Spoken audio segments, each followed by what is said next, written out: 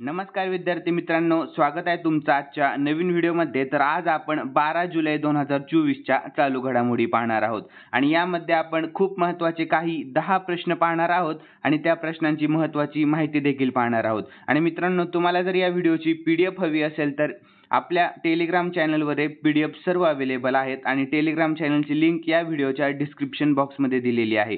तर चला मित्रांनो, सुरुवात करूया पहिल्या प्रश्नाला। 2024 मध्ये ड्युरंड कपची कोणती आवृत्ती आयोजित केली जाईल? तर याचे योग्य उत्तर आहे ऑप्शन डी 133वी आवृत्ती। लक्षात ठेवा मित्रांनो। तर याविषयी आपण महत्त्वाची माहिती पण पाहून घेऊयात।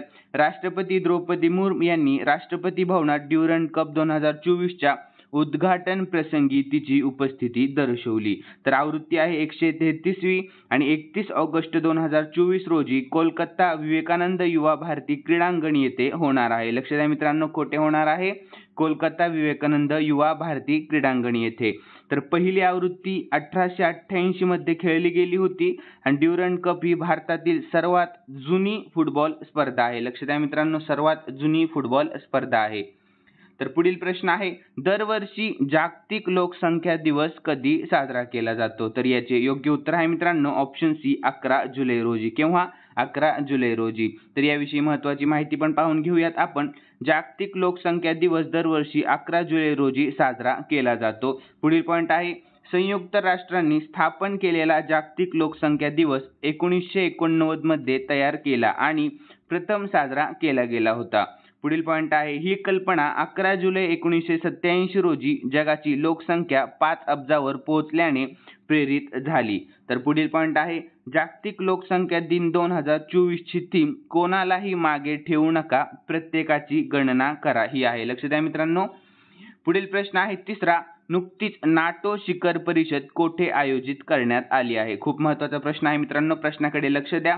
तर याचे योग्य उत्तर राहील ऑप्शन सी वॉशिंग्टन मध्ये। कोठे? वॉशिंग्टन मध्ये। तर याविषयी आपण महत्त्वाची माहिती देखील पाहून घेऊयात। वॉशिंग्टन अमेरिका येथे लष्करी आघाडी नाटोची शिखर परिषद आयोजित करण्यात आली आहे। पुढील पॉईंट आहे, या परिषदेत युक्रेनच्या सदस्यत्वावर सविस्तर चर्चा करण्यात आली। पुढील वर्षभरात युक्रेनला किमान 40 अब्ज युरो लष्करी मदत देण्याचाही विचार केला जात आहे। आणि पुढील पॉईंट आहे, नाटो ही 32 सदस्य देशांची आंतर सरकारी लष्करी युती आहे। काय? आंतर सरकारी लष्करी युती।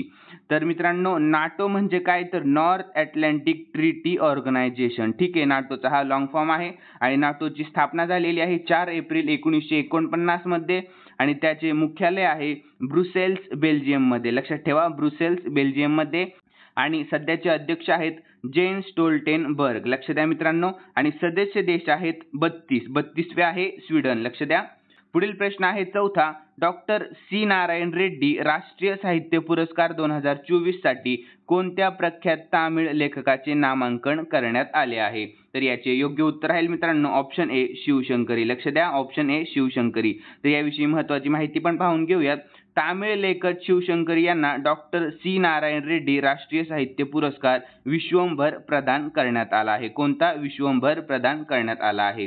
पुढील प्रश्न आहे पाचवा, कोलंबो सिक्युरिटी कॉन्क्लेव्ह मध्ये 5वा पूर्ण सदस्य देश म्हणून कोण सामील झाला आहे? तर याचे योग्य उत्तर राहील ऑप्शन बी बांगलादेश। लक्ष द्या, बांगलादेश। तर याविषयी महत्त्वाची माहिती पण पाहून घेऊयात। 10 जुलै 2024 रोजी कोलंबो सिक्युरिटी कॉन्क्लेव्हच्या 8व्या उपराष्ट्रीय सुरक्षा सल्लागार स्तराच्या बैठकीत बांगलादेश अधिकृतपणे कोलंबो सुरक्षा परिषदेचा 5वा पूर्ण सदस्य देश म्हणून सामील झाला। लक्ष द्या। तर पुढील पॉईंट आहे, कोलंबो सिक्युरिटी कॉन्क्लेव्ह मध्ये यापूर्वी बांगलादेशला निरीक्षक देशाचा दर्जा होता। पुढील पॉईंट आहे, सध्या कोलंबो सिक्युरिटी कॉन्क्लेव्हचे पूर्ण सदस्य देश बांगलादेश, भारत, मॉरिशस, मालदीव आणि श्रीलंका आहे। तर पुढील पॉईंट आहे, कोलंबो सिक्युरिटी कॉन्क्लेव्ह मध्ये सेशेल्सला निरीक्षक दर्जा आहे। लक्ष द्या मित्रांनो।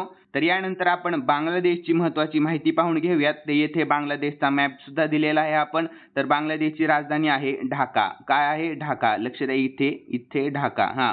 आणि अधिकृत भाषा आहे बंगाली। ठीक आहे। चलन आहे बांगलादेशी टका। लक्षात ठेवा, बांगलादेशी टका। आणि तेथील पंतप्रधान आहे शेख हसीना। कोण? शेख हसीना। आणि तेथील राष्ट्रपती आहेत मोहम्मद शहाबुद्दीन। लक्षात ठेवा, मोहम्मद शहाबुद्दीन। पुढील प्रश्न आहे 6वा, सारस पक्षाची लोकसंख्या कोणत्या राज्यात 19,918 झालेली आहे? खूप महत्त्वाचा प्रश्न आहे मित्रांनो, प्रश्नाकडे लक्ष द्या. तर याचे योग्य उत्तर राहील ऑप्शन डी, उत्तर प्रदेशमध्ये. कोठे? उत्तर प्रदेशमध्ये. तर याविषयी महत्त्वाची माहिती पण पाहून घेऊयात. उत्तर प्रदेशच्या वन विभागाने 10 जुलै 2024 रोजी जाहीर केलेल्या 2024च्या उन्हाळी गणनेच्या ताज्या आकडेवारीनुसार राज्य पक्षी सारसची एकूण लोकसंख्या राज्यात 19,918 झाली आहे, जी मागील वर्षाच्या तुलनेत 396 ची वाढ दर्शवते. तर पुढील पॉइंट आहे, राज्यातील 10,000 नागरिकांच्या मदतीने वन विभागाने उन्हाळी जनगणना केली. पुढील पॉइंट आहे, भारतात सारस पक्षाची सर्वाधिक लोकसंख्या उत्तर प्रदेशात आढळते. ठीक आहे.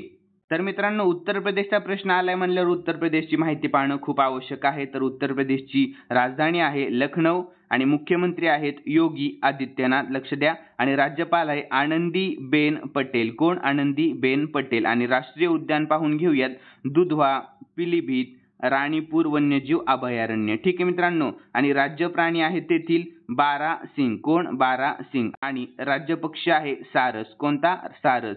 तर लोकसभेच्या सीट आहेत 80 आणि राज्यसभेच्या सीट आहेत 31. तर या ठिकाणी आपण उत्तर प्रदेशचा मॅप देखील दाखवलेला आहे. तर मित्रांनो, उत्तर प्रदेशचा प्रश्न आलाय म्हटल्यावर काही उत्तर प्रदेशवर चालू घडामोडी पाहून घेऊयात आपण. खूप महत्त्वाचे 4-5 काही प्रश्न काढलेले आहेत. तर प्रश्न पाहून घेऊयात. उत्तर प्रदेशमध्ये PM मित्र पार्क कोठे सुरू होणार आहे? तर याचे योग्य उत्तर आहे लखनौ आणि हरडोईमध्ये. आणि पुढील प्रश्न आहे, राणीपूर हे देशातील 53वे व्याघ्र प्रकल्प कोणत्या राज्यात आहे? तर याचे योग्य उत्तर राहील उत्तर प्रदेशमध्ये.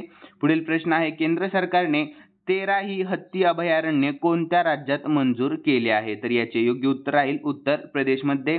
आणि 24 जानेवारी रोजी कोणत्या राज्याचा स्थापना दिवस साजरा केला जातो? तर याचे योग्य उत्तर राहील उत्तर प्रदेशमध्ये. स्थापना 24 जानेवारी 1950. लक्षात ठेवा, 24 जानेवारी 1950 रोजी.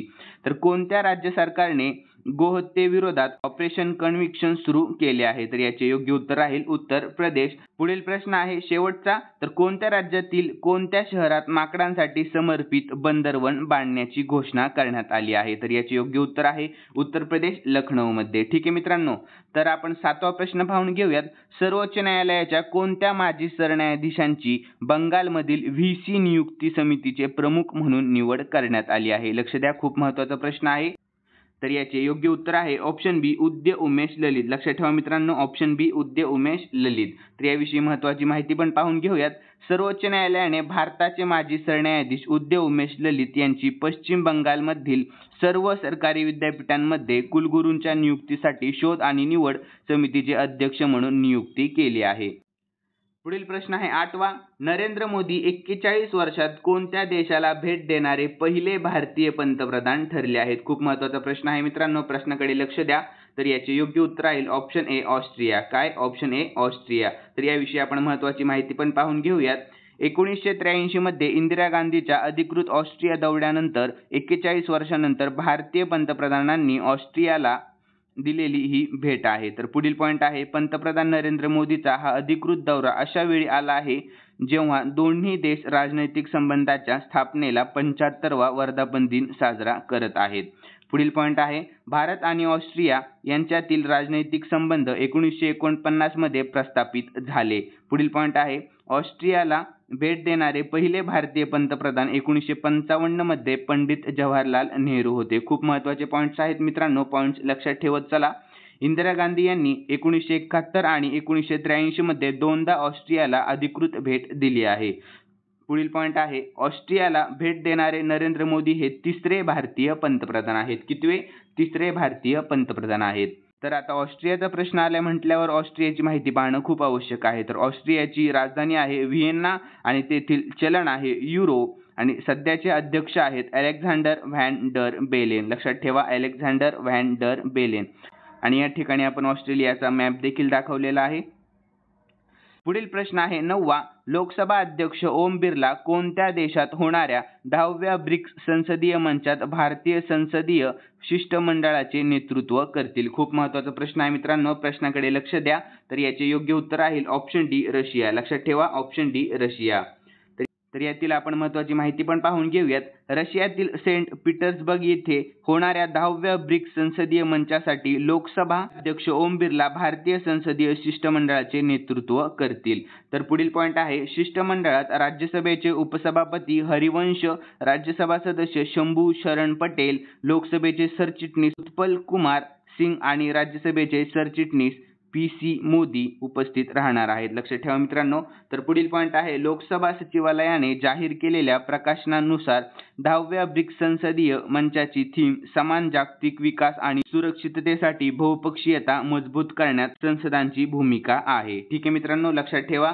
प्रश्न आहे 10वा, डिक शूफ अलीकडेच कोणत्या देशाचे नवे पंतप्रधान बनले आहेत? तर याचे योग्य उत्तर आहे मित्रांनो ऑप्शन ए नेदरलँड. लक्षात ठेवा ऑप्शन ए नेदरलँडचे. तर याविषयी महत्त्वाची माहिती पण पाहून घेऊयात. नेदरलँडचे माजी गुप्तचर प्रमुख डिक शूफ यांनी अलीकडेच देशाचे नवीन पंतप्रधान म्हणून शपथ घेतली आहे. पुढील पॉईंट आहे, 67 वर्षीय डिफ यांनी मार्क रुटे यांची जागा घेतली आहे, ज्यांची नुकतीच नाटोचे पुढील महासचिव म्हणून नियुक्ती करण्यात आली होती. तर आता नेदरलँडचा प्रश्न आलाय म्हटल्यावर नेदरलँडची माहिती पाहणं खूप आवश्यक आहे.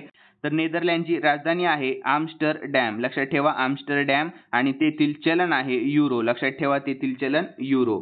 तर मित्रांनो, खालील प्रश्न तुमच्यासाठी ठेवण्यात आलेला आहे आणि हा प्रश्न आपण कालच्या चालू घडामोडीमध्ये पाहिला होता. आणि जर तुम्ही कालचा व्हिडिओ पाहिला नसेल तर हा व्हिडिओ कंप्लीट झाल्यावर ताबडतोब कालचा व्हिडिओ पाहून घ्या.